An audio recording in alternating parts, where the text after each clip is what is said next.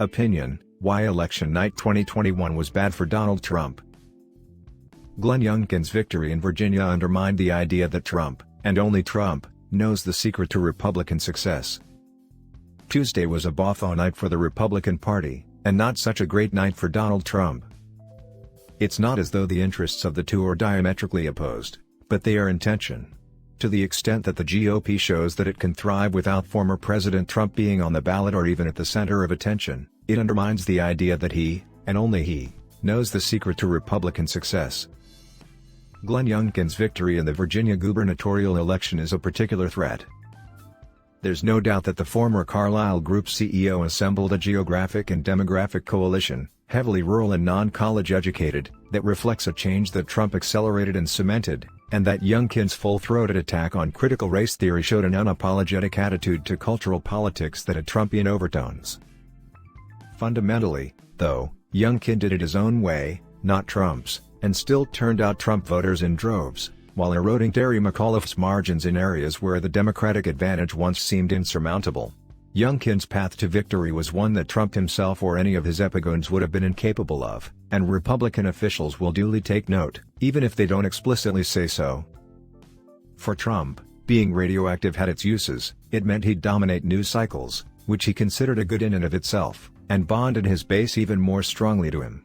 Youngkin thoroughly rejected this model.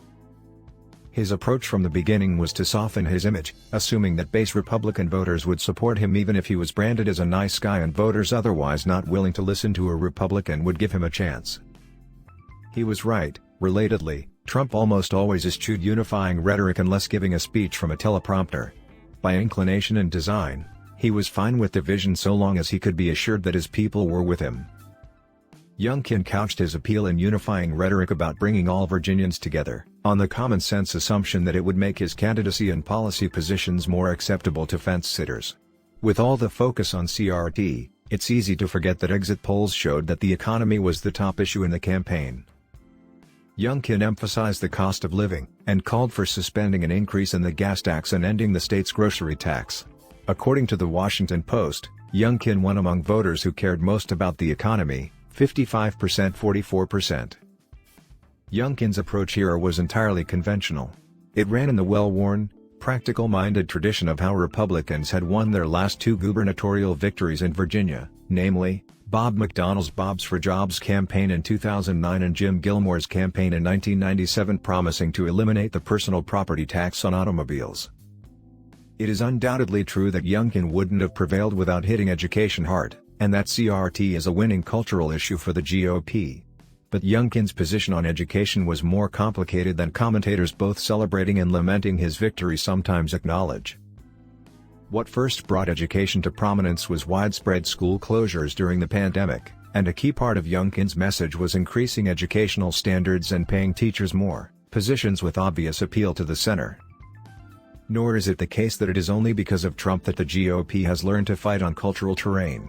The most successful Republican politicians, including even the patrician George H.W. Bush in his 1988 presidential campaign against Michael Dukakis, have always realized the power of running against cultural radicalism. There is no doubt that Trump brought a new combativeness to the GOP, sensed a hunger among the party's voters for new departures on immigration and trade, and won the presidency in 2016 based on an electoral map few thought possible.